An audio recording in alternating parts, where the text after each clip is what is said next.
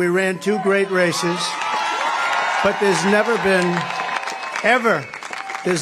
a spirit like this. With this 20-point win in the South Carolina Republican primary, Donald Trump is that much closer to securing the Republican nomination. The primary, in a lot of respects, was over before it began, and certainly the consistent trend we've seen in the primary so far means that, Trump doesn't have anything to prove. Trump's last remaining challenger, Nikki Haley, trailed him by a wide margin, but she did make one thing clear in her speech on Saturday night. No matter what happens in South Carolina, I would continue to run for president. South Carolina is an important state on this primary map. It's the first Southern state to vote, and the South is really the bedrock of today's Republican Party. Trump's victory in South Carolina gives him that many more delegates, that much closer to that magic number of officially clinching the nomination. For Haley, it's a bit of a different situation. South Carolina, of course, is Nikki Haley's home state. She was born and raised there and served as the state's governor for 6 years.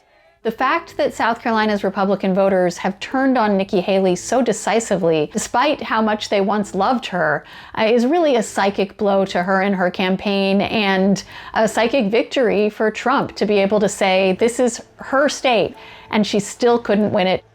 It's really a sign of how the Republican Party, both in South Carolina and across the country, has been taken over by Donald Trump. Despite the big win, it's not necessarily smooth sailing for Trump from here on out. Even if we consider him the presumptive nominee, Donald Trump has a very challenging path ahead of him. He is famously facing a huge onslaught from the legal system, 91 criminal charges in 4 different cases, as well as some civil trials. So he's going to have a very full calendar in the courtroom going forward. It's election interference at the highest level. It's a disgrace.